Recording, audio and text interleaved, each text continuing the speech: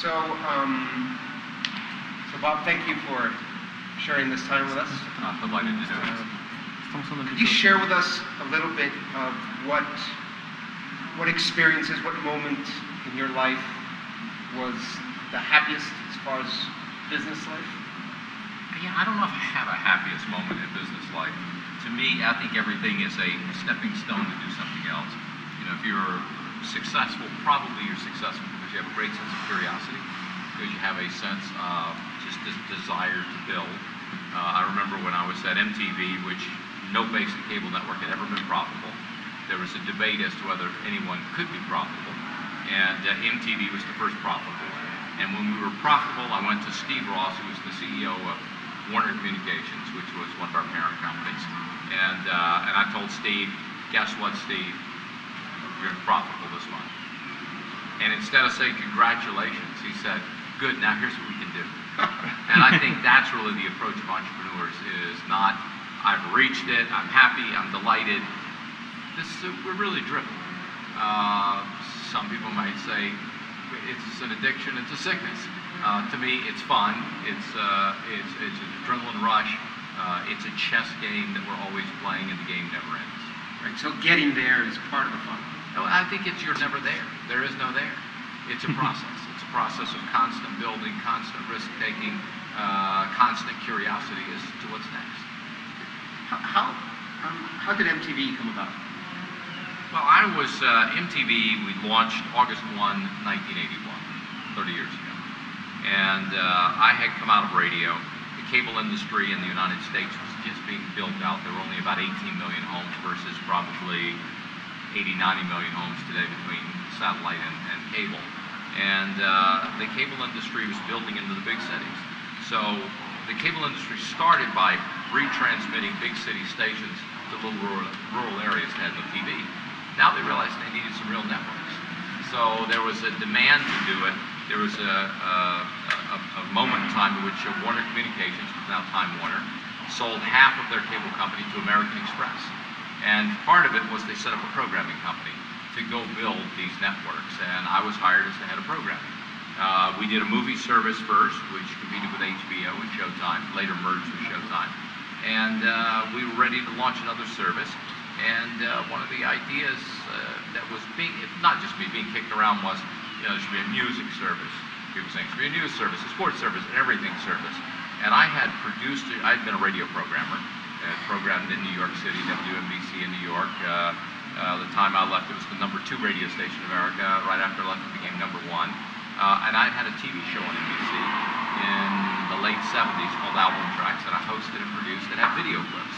So my pitch was, let's do a video radio station. Let's do to FM what FM did to AM. And that was the simplistic view of what MTV was. Now, it was very hard to get it approved.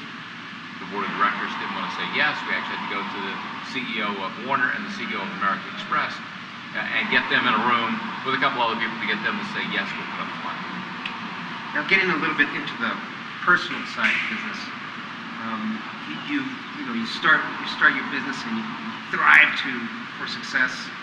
And how do you start, campaigning with the family, with all your personal life? The reality is, it's a sacrifice. I'm not sure I would argue to people that are entrepreneurs that you're going to have a great balance of life. I think it's one of the things that you have a family that supports you. It's almost like having a military family. They support you in your mission.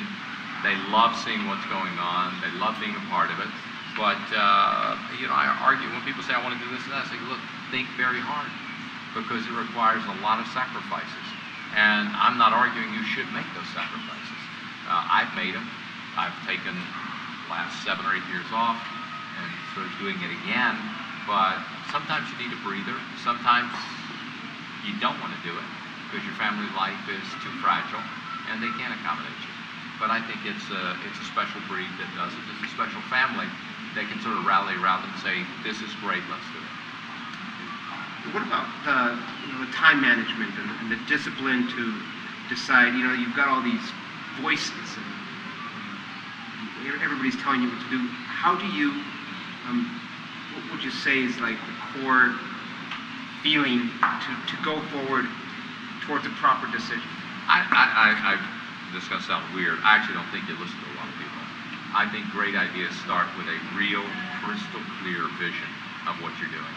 And you have a prism. We're trying to be this. This is my prism. Every decision that comes up, you put that prism against it, and it tells you yes or no.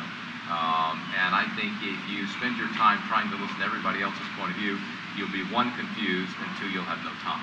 I think sort of this other element that's a part of it is if you want to succeed, urgency matters.